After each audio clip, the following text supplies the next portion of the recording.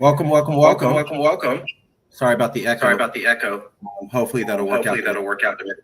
This is part of our continuing series where we talk to reporters, writers, scholars, professors, anybody on the left, anybody on the right, as long as they can have clear and coherent thoughts. We want to give you unedited and unaltered so that you can make up your own opinion and think for yourself. Something that's popular back when I was in high school. Today it is our privilege to have with us Professor Michael Touchton at the College of Arts and Sciences at the University of Miami. He's been an associate professor at the University of Miami. He's also faculty lead for global health there. He's also an assistant professor at Boise State University, also Wesleyan University, and the University of Colorado at Boulder, and also Virginia Tech. Some of his working papers: Does Democracy Breed Relief? Participatory Government's Mosquito Abatement and Zika in Brazil, Democracy for Public Health, Local Health Governance, and HIV in Brazil, Maureen, Civil Society and Participatory Governance, Municipal Councils and Social Housing Programs in Brazil, and Measuring Democracy, a Bridge Between Scholarship and Politics. One second. Also, governance and transition, participatory budgeting in the global south, participatory budgeting impacts for development, participatory budgeting regional divergence, Mexico's short-sighted COVID-19 foreign policy, global agriculture development, the impacts of participatory budgeting on government well-being, and how well are COVID vaccines going in Latin America. A lot of studies on how governments work, budgeting, and specific focus on Latin America. And this is the research where I found the professor, but first let's check in and see how it did. Professor, is there anything I said wrong? Is there anything we need to correct your record at all? No, that's correct. My CV is available on the university website, and there are a lot of publications. I'm lucky enough to have been prolific, especially over the last 4 or 5 years. And so there's a lot coming out. It's hard to keep track of, and I'm the one trying to do it. So you did a great job, and I cover a lot of broad areas, especially surrounding governance and development, and that kind of governance includes corruption outcomes, which is the paper you hit on, working through the Google Scholar list or some other source to find some interesting things to talk about. It was Google. If I did the formal Google Scholars list, I typed in political polarization, academic research, and it gave 60 to 80 results. And then it was just shutting off all other aspects of life and focusing on that for 2 months to get them all listed. That was not made it happen. What is this study about? And why did you think it was worthwhile to make this paper? Well, this paper came out of my dissertation research when I was in grad school at the University of Colorado. And the logic was that we think about political polarization, especially among policymakers, as being entirely negative. That there's gridlock, that there's logjam, that there are barriers to good policies that would otherwise happen if the politicians in Washington or anywhere else could just agree with one another and pass some legislation. Yep. But my co-authors and I for this paper had a few hypotheses that maybe that wasn't the end of the story. That for some things, having a strong opposition within the government that's relatively equal to the majority group or exactly equal has some benefits. And one of those benefits might be that there are incentives to report one another's bad behavior. If you're all part of the same party, if you're all agreeing on everything, you can collude to hide quite a bit of bad behavior, as you see in lots of single party governments around the world where you don't have political competition, you don't have polarization or gridlock either, but you have a rubber stamp legislature that can allow sometimes dictatorial ambitions from a president to go through unchecked. And so we were thinking about this from the perspective of operational checks and balances in the US system, that Congress doesn't act as a check on the president when Congress is dominated by the president's party. Usually it allows for a lot of legislation, which can be good, but potentially a lot of trouble as well when bad behavior goes unannounced, unreported, unchecked, and unpunished. And so, from a corruption standpoint, we thought that maybe having a vibrant opposition, including maybe even groups that don't like each other in the same legislature, could have benefits that people hadn't thought about before. So, from that position with those hypotheses, we set out to test them on a global data set. So, we collected data basically on the composition of legislatures around the world relative to the president and relative to the other parties in the legislature. Was it dominated by one group? Was it evenly split across several? Were there many plural representations, 3 or 4 different parties of equal weight within the translation of votes to seats? And we wanted to see what that meant for how the broad public, academics, experts, government officials thought about corruption in those countries. So the independent variable is effectively how polarized from a partisan perspective the legislatures are in a country. And that's our legislatures relative to each other and legislatures relative to the president, if there is a president. Sometimes if it's a prime minister, they're within the legislature. Right. And then the dependent variable is perceptions of corruption, with the logic being that when you have more polarized polities, there are incentives to report corruption. And some of those reports might not be accurate. There are incentives to report fake news as well about the other parties. But that goes both ways. And so the logic was we wanted to test whether this polarization would lead to better behavior, at least in terms of corruption, because they would be scared of the other side reporting it. And it's important to note that this doesn't occur in the current, the research is not the current political climate. This paper is 13 years old now. And some of the components of today's politics in the US and elsewhere might work differently at this stage, especially reporting fake corruption or just allegations that are false levied against other parties.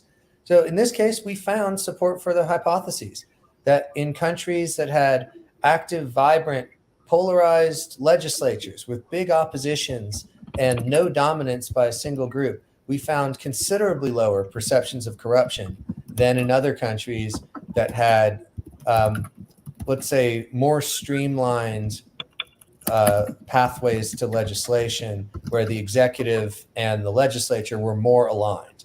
And so what we draw on from this in terms of conclusions is that there's a hidden upside to polarization. And we're not talking about polarization where people in the public hate each other and the other parties are the enemies and your neighbors are not speaking to you because you support the other side. We mean vibrant opposition that's present in legislatures that could otherwise hold back policy. And that could be good policy that it holds back, but it also could hold back bad policy, like corrupt activities. And I'll stop at that point. Makes a lot of sense. I think what you're saying is you have two parties roughly big each other, roughly able to hurt each other, roughly the same size. I better not do that corrupt thing because the guys, the other opposition party will figure it out and expect to hurt us. And they're big enough to hurt us. So, and then the other people see that. So they both basically start to police themselves out of fear that the other party will get or expose their level of corruption. That's absolutely right. And we have a quote in the paper that goes back to James Madison, as one of the founding fathers who drafted the U.S. Constitution. He said, ambition must be made to counteract ambition. We have checks and balances institutionally in the American system of government with an independent judiciary, the legislative branch, and the executive branch. But if all Supreme Court justices are appointed by the same party president, and the Senate and the House of Representatives are dominated by the same party as the president, we're not going to be able to slow down that ambition. And that ambition could be good, and lots of people might agree with the policies coming out of such an arrangement, but it could also easily turn sour, very corrupt, authoritarian, dictatorial, because there's no operational check to balance that presidential ambition or that congressional ambition.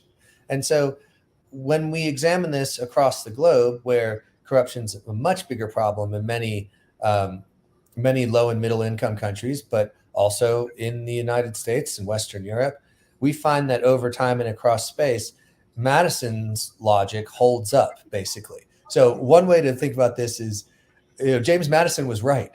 And we have evidence, at least for corruption, and we have evidence suggesting that.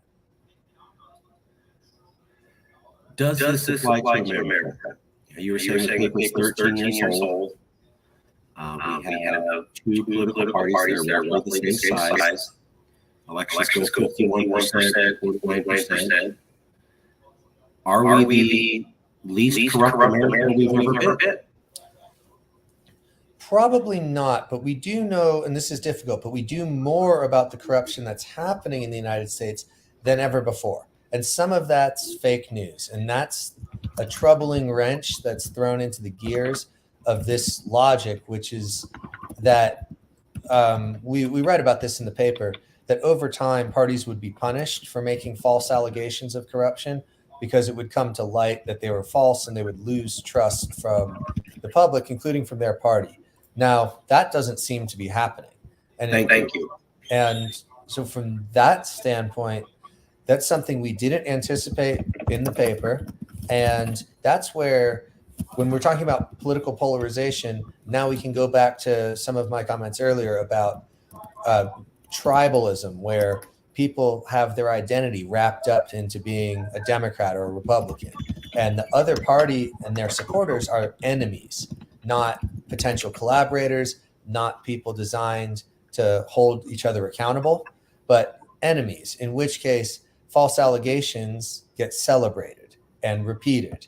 And 2013 still had plenty of internet activity, but the social media bubbles hadn't quite developed in the way that they have 10 years later. We weren't living in the same kind of echo chambers. Facebook was still meant for cat memes, and and you didn't have the same political weaponization of the internet that developed more or less since that time. And that's, I think, changed a lot of the logic for how this might work. And so I do think the democratization of information through the internet means we know a lot more about different things than we would have before, like when this paper was being written. Not everyone had a smartphone then and was being filmed constantly with, direct uploads for, behavior and practice. You couldn't track somebody online as effectively and see what they're up to all the time, just as a member of the public. And you can now. So in some ways that's good, because it reveals a lot of bad behavior among elected officials. And we can try to hold them accountable. But on the other hand, it does promote this echo chamber, tribalistic, us versus them kind of element of politics, where the idea that government doing less bad instead of more good, that's lost. That's gone. People want to support their sides, and everything their side does is good, and everything the other side does is bad. And so they want more of their side and less of the other. And I think that's damaging for politics. Instead, and this is editorializing, of course. Please. But, let's say 30, 40 years ago, in a parent's generation, everyone could agree that politicians probably weren't great people. Those who they supported and those who they didn't support. And it didn't matter if they voted for the Democrats or the Republicans. They could agree that some of these characters seem kind of slimy and untrustworthy, and you rank them with used car salesmen as actors in the public space. And I think there was some healthiness to that. And demonizing the one side over the other loses sight of that earlier point, which is that we might want to hold politicians accountable, all politicians accountable, not just those we agree with or those for whom we voted in the last election. I love this point. And I think it's a very strong point. Looking around the world, Having two parties the same size does work for limiting corruption. When you get to America, we hate each other so much that one of our parties makes up fake news corruption and still doesn't deter any members. We have both parties doing it. I remember that Russiagate. And Trump is corrupt and a bad guy and did all sorts of shady things. But the concept that he consciously colluded with Russia to rig an election has proven to be not true. And I know a lot of liberals, because I'm in California, who still think that's true. Even though it's been overwhelmingly disproved. And they won't come back and admit, hey, we kind of misled everybody for 3 or 4 years. On the same token, you look at the Republicans. Oh, Biden's not the elected president. Why? Some kind of shifty evidence. Just believe me on this, okay? And let's keep saying it for another 2 years, even though it has never really baked out. I see it on both sides. Yeah, that seems sad. It does to me as well. And in this context of motivated reasoning and confirmation bias, where you're ready to believe anything that demonizes the other side and makes them look bad, it allows for corrupt behavior in the public sphere to go unpunished, because one side can say, well, that's fake news. And you say, no, it's real news. And it's obvious corruption. And the other side will say, yes, but then it turns out that somebody, if the allegations are levied against Republicans, it turns out you can come up with a lot of, say, insider trading in Congress from Democratic senators, to give an example, and failure to disclose different positions in stock ownership and things like that. And that also goes unpenalized because people don't want to lose the seat. It ends up being strategic calculations. There's a simmering Supreme Court corruption scandal right now that's decreasing a lot of faith in the institution, but there's not going to be anything done in the near term about it, partially because there doesn't have to be.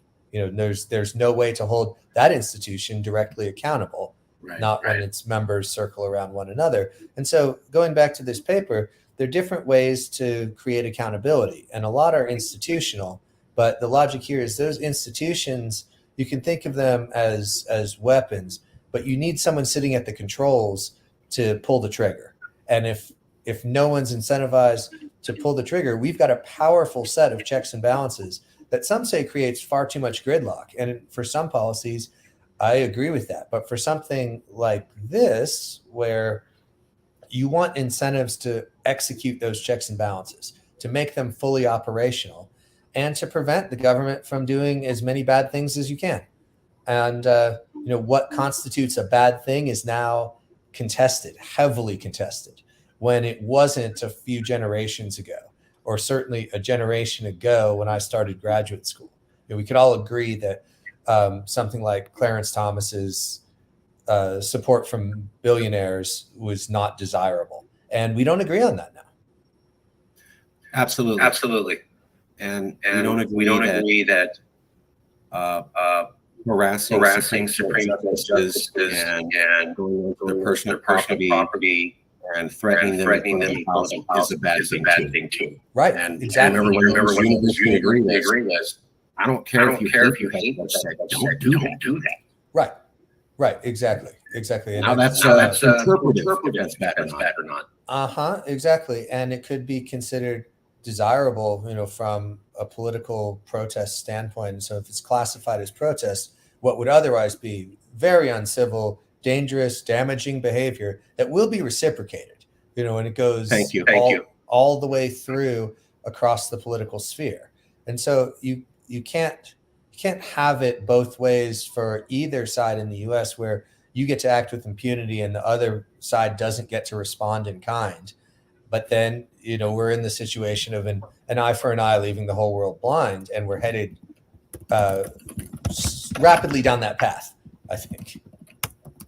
So it is turning into I'm the Democrats, you Republicans. Republicans go, oh yeah. Well, now it's our turn to do it to you. And then we never leave the cycle of tit for tat.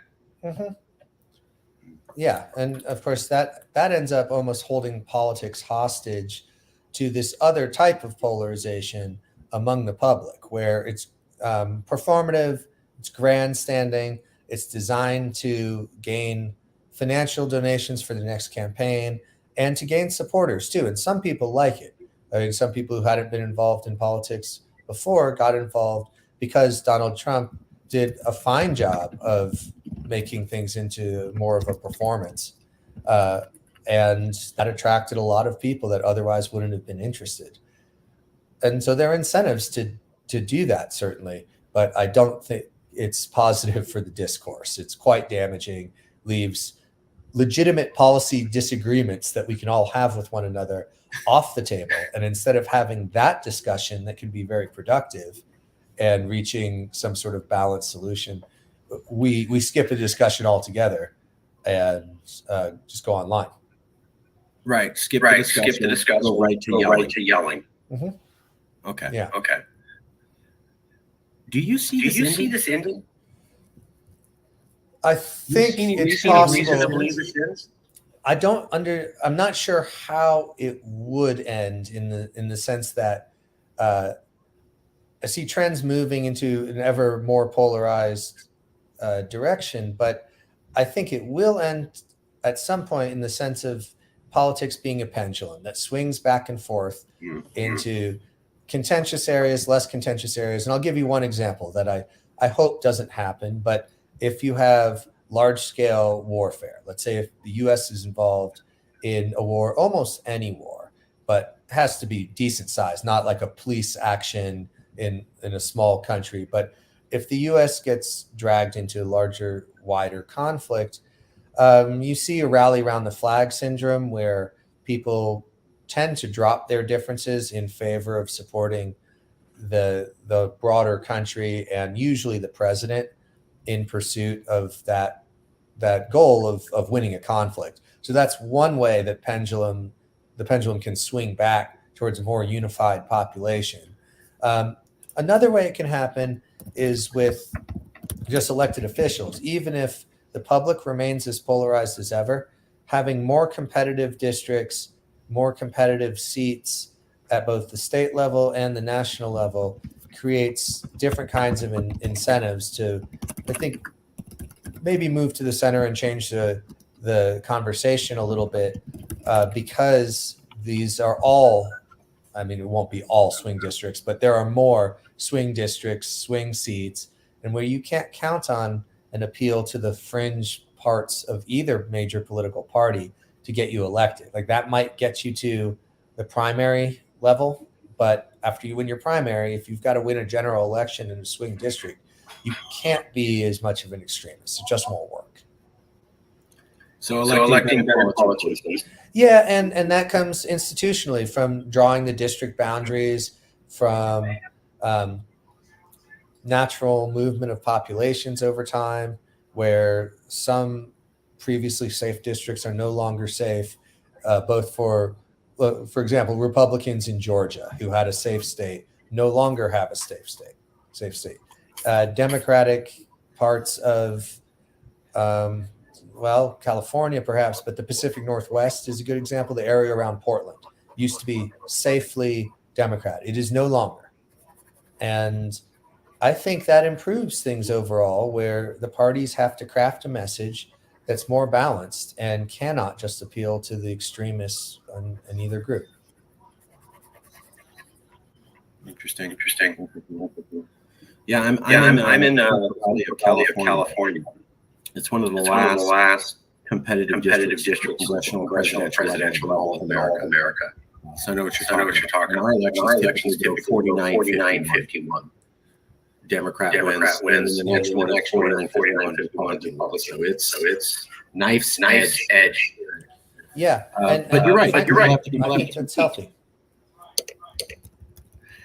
Okay. Last couple questions. You're not you. You're not me. You're a third party person watching this interview, and they go, "Wow, I learned a lot." But I'm struggling to remember it all.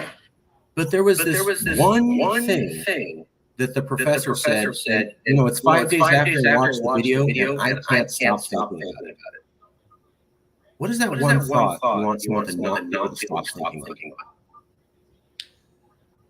I think it's that we should try to constrain our politicians rather than letting them act freely, especially with regard to something like corruption or violations of the law in a general sense.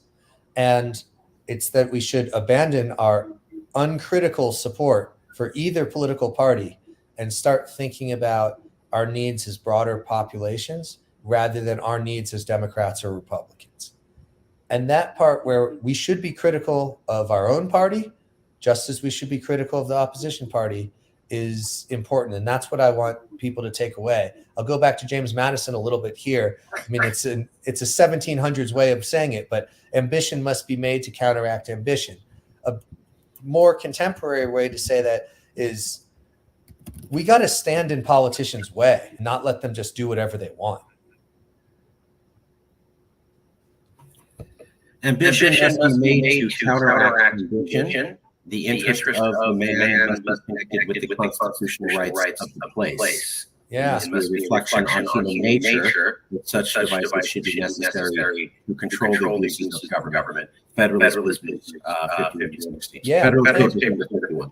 And I can add just a little bit here, which is that the founding fathers had a lot of very good ideas, and at least some portion of the U.S. populace worships the Constitution almost as a deified document that came from the mind of God rather than from a set of founding fathers. But I think their idea that they wanted a government that could do less harm rather than a government that could act more freely, but also had the freedom to hurt the colonists at the time, because they're coming out of an experience with a monarchy. And they found, King George III's behavior intolerable, and they wanted to design a government that would not allow for such behavior. And so by making sure there are checks and balances, they're trying to protect the newfound colonies from their leaders. And that's important. They did not want to empower the leaders to act in our favor. They wanted to let people act in their own favor and prevent Washington from getting too powerful.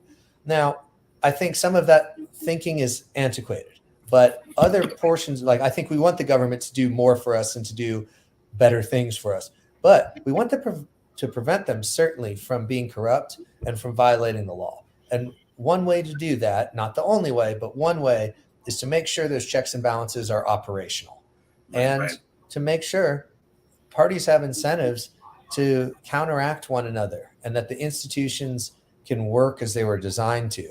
The founding fathers didn't talk about political parties. They anticipated them a little bit, but that's not in the Constitution. That emerges a little later. And some of those parties over time have been, or some aspects of the party system have been the source of big problems in American politics, including right now.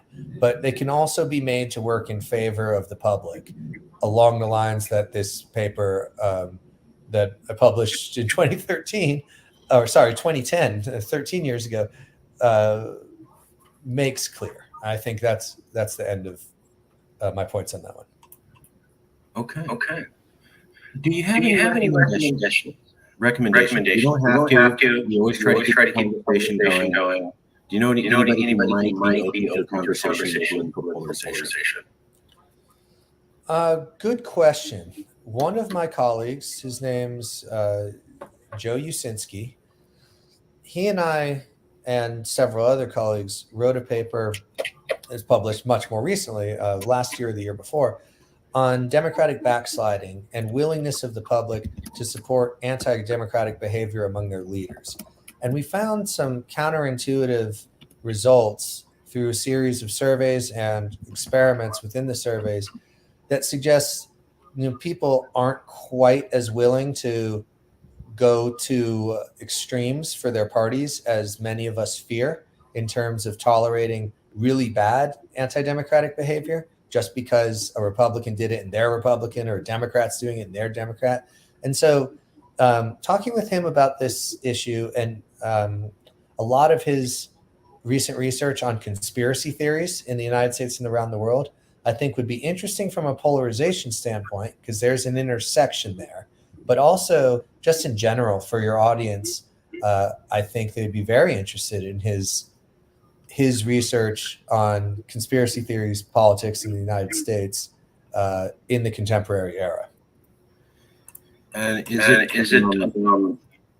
the website, Usinski, USCINSKI. That's him. Okay. Got it. What was the name of the paper you did? Where people aren't as hardcore party as. One sec, and I'll pull it up here and read you the full title. I appreciate that. Absolutely, and do a good job with it.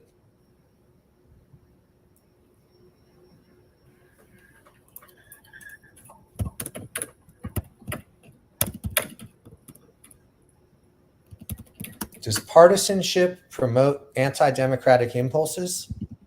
Evidence from a survey experiment. It's published in 2021 in the Journal of Elections, Public Opinion, and Parties.